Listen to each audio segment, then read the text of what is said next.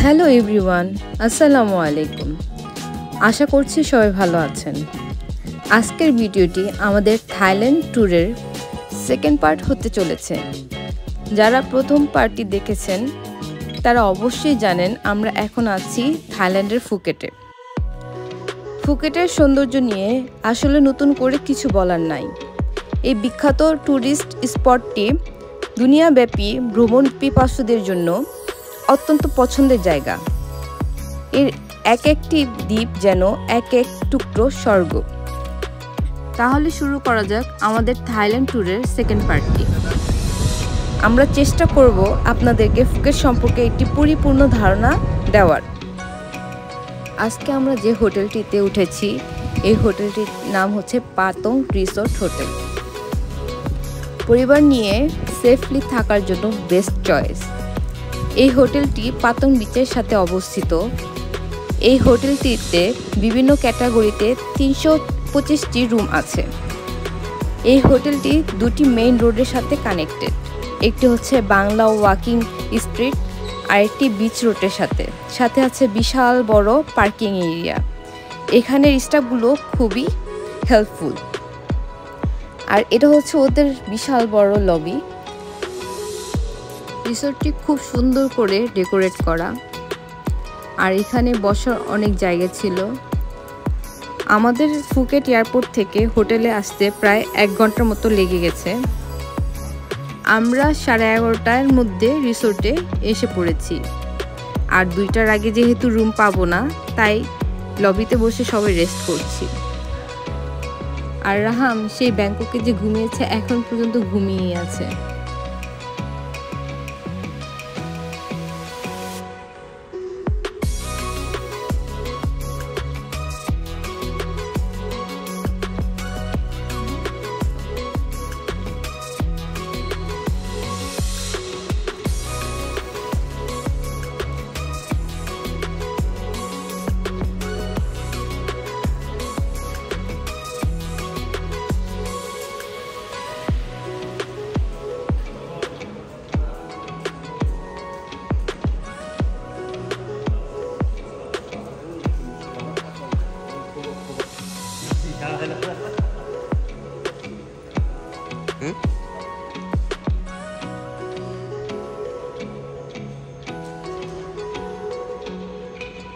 এই যে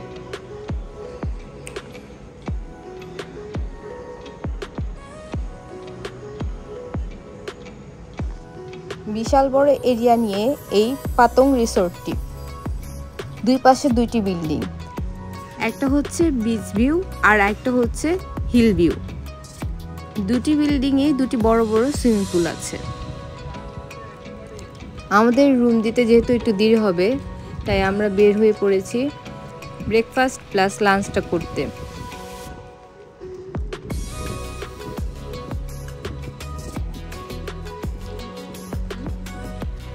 আমরা গুগলে সার্চ দিয়ে দেখলাম সামনেই পাতং বিচটা আছে, যেটা যেতে হয়তো 2 মিনিটের মতো লাগবে। আর তার আশেপাশেই আছে অনেক রেস্টুরেন্ট।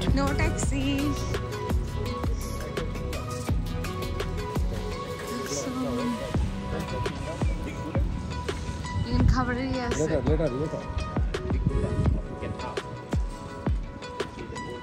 ইভিনিং আন্ডার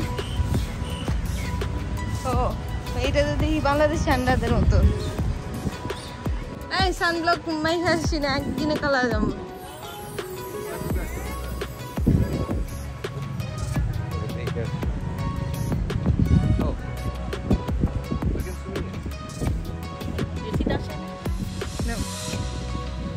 চলে এসেছি ফুকেটের মেন বিচ পাতং বিচে। এই এরিয়াতে ট্যুরিস্ট সবচেয়ে বেশি থাকে, তাই এই বিচের আশেপাশে অনেক হোটেল এবং রেস্টুরেন্ট রয়েছে। সারা রাত জার্নি করে আসার পর পাতং বিচের সৌন্দর্য দেখে আমাদের ক্লান্তি দূর হয়ে গিয়েছে। অনেক রোদ থাকে, আমরা ঠিক করলাম বিকালে এসে ঘুরে যাব।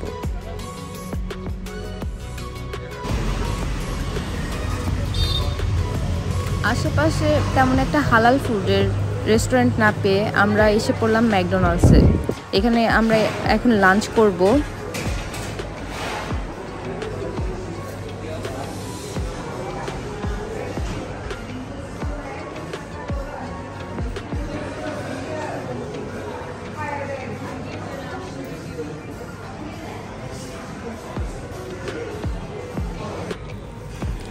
আমরা এখানে চিকেন ফ্রাই, বার্গার আর কোক অর্ডার করেছি। আমাদের 4 জনের টোটাল বিল হয়েছে 611 বাত, যা বাংলাদেশি টাকায় প্রায় 2100 টাকা হয়।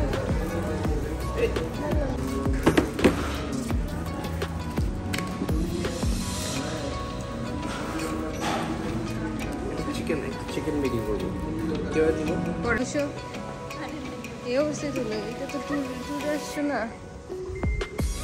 আমরা আমাদের লাঞ্চ শেষ করার পর আবার এসে পড়েছি আমাদের রিসোর্টে। এখন প্রায় 2টা বাজে। দেখি আমাদের রুমটা দিবে কিনা। এর মধ্যে আমরা কিছু ফটো সেশন করে নিচ্ছি।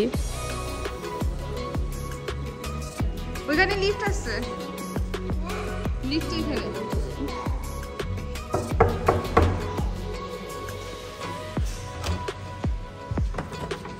ফাইনালি আমরা আমাদের রুমটি পেয়ে গিয়েছি। রুমটি খুব সুন্দর করে গুছানো। এটা হচ্ছে আমাদের যে ওয়াশরুমটা আমাদের বেডরুমের সাথে।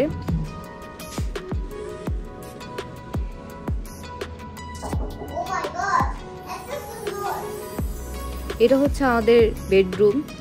এখানে আমরা 2 দিন স্টে করব, 2 দিন 2 রাত।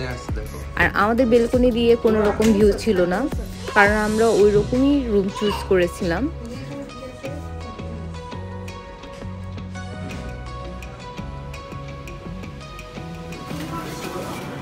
লম্বা একটা ঘুম দেওয়ার পর আমরা রাত প্রায় 8টা বাজে এসেছি ডিনার করতে।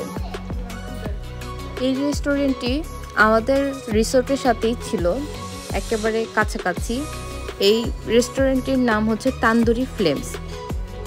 এই রেস্টুরেন্টটিতে ইন্ডিয়ান কুইজিন ফুড সার্ভ করা হয়।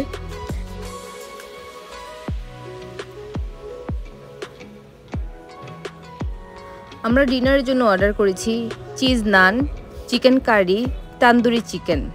আমাদের টোটাল বিল এসেছে 1208 বাত, যা বাংলা টাকায় 4220 টাকা। সম্পূর্ণ 12 দিনের ট্রিপে আমাদের খাওয়া বেস্ট ফুড এখানে ছিল।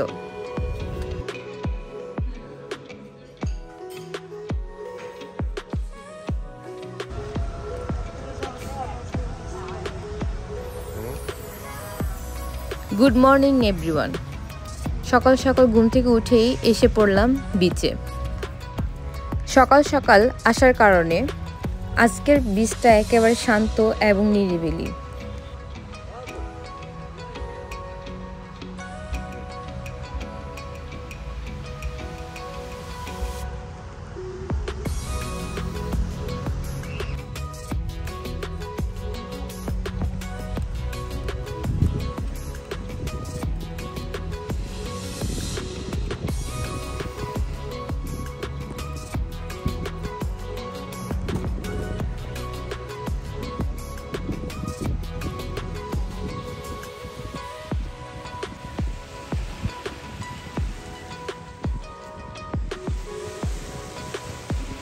সমুদ্রের পরিষ্কার স্বচ্ছ পানির সাথে রৌদ্রোজ্জ্বল চিকচিক করা বালু এক অন্যরকম মায়াবী পরিবেশ তৈরি হয়েছে। এখানে আসলে টুরিস্টরা বিভিন্ন খেলা মেতে ওঠে, যেমন সানবাথ, স্নরকেলিং, সাঁতার কাটা, জেট স্কাইং, প্যারাসেলিং এবং বানানা বোট। প্রতিটি রাইডের জন্য জনপ্রতি খরচ আলাদা। বিচের আশেপাশে এইসব অ্যাক্টিভিটিস করার জন্য গাইডেরা দাঁড়িয়ে থাকে বিভিন্ন ধরনের অফার নিয়ে।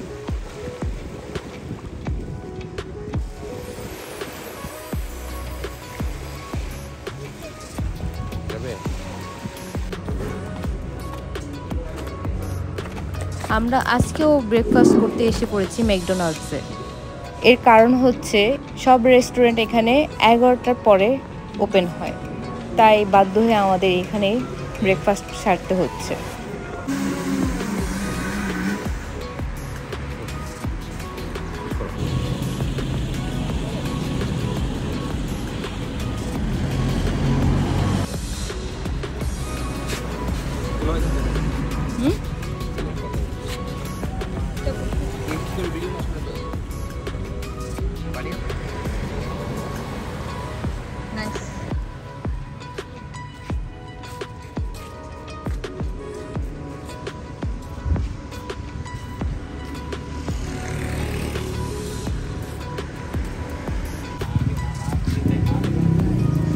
পাতং বিচের রাস্তাটা খুবই ক্লিন। আর আমরা নাস্তা শেষ করে বের হয়েছি 7-Eleven-এর খোঁজে। এর একটি কারণ, আমার যে ফেস ওয়াশটা ক্যারি করেছিলাম হ্যান্ড ক্যারি ব্যাগে, সেটা চেকিং করার সময় ফেলে দিয়েছে ফুকেট এয়ারপোর্টে। এখন আমি 2 দিন ধরে ফেস ক্লিন করতে পারছি না। আর একটি সবচেয়ে বড় কারণ হচ্ছে যেটা, আমাদের একটা কনভার্টার লাগবে। এখানে চার্জিং পয়েন্টগুলো সব 2 পিনের, আর আমাদের চার্জার হচ্ছে 3 পিনের। তাই মোবাইলে চার্জ না থাকায় কালকে রাতের বাংলা ওয়াকিং স্ট্রিটের রাতের ভিডিও ক্যাপচার করতে পারিনি। আর এটা হচ্ছে সেই বিখ্যাত বাংলা ওয়াকিং স্ট্রিট, যেখানে বাংলার কোনো ছোঁয়াই নেই। আর এখন তো অনেক সকাল, তাই এখানকার আশেপাশের দোকানগুলো মোটামুটি সবই ক্লোজ। সেলফি নিতে গেছো?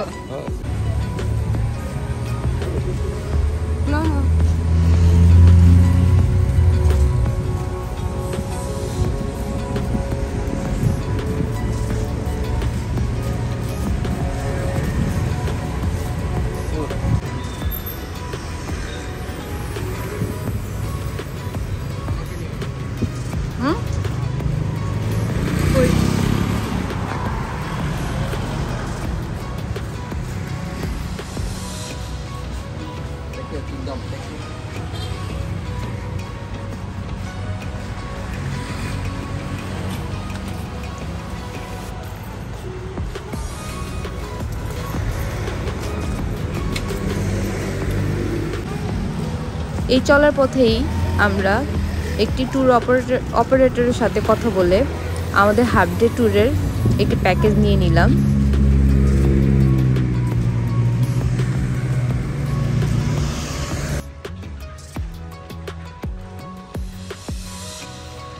এই জায়গাটি আমাদের রিসোর্টের ভিতরে ছোট্ট একটি পার্ক, খুব সুন্দর করে ডেকোরেশন করা।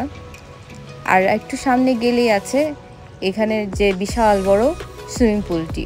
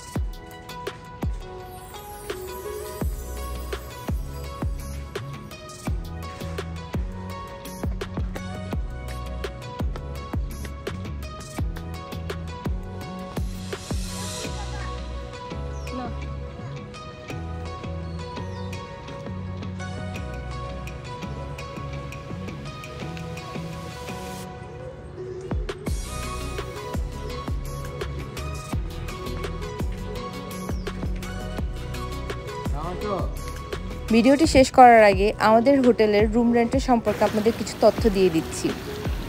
আমাদের পার নাইট রুম ভাড়া ছিল 5,500 করে। আমাদের রুমের সাথে কোনো রকম ব্রেকফাস্ট ছিল না। আমাদের হোটেলটি বুকিং করেছি আমরা বাংলাদেশে বসেই, আর হোটেলটি বুকিং করেছি অ্যাগোডার মাধ্যমে।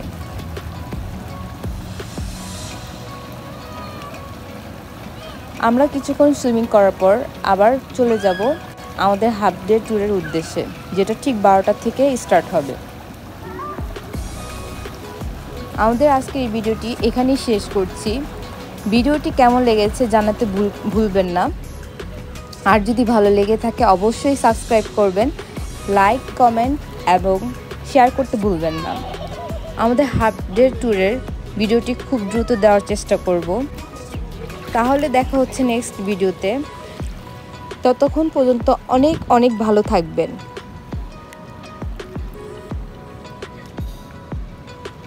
আল্লাহ হাফেজ।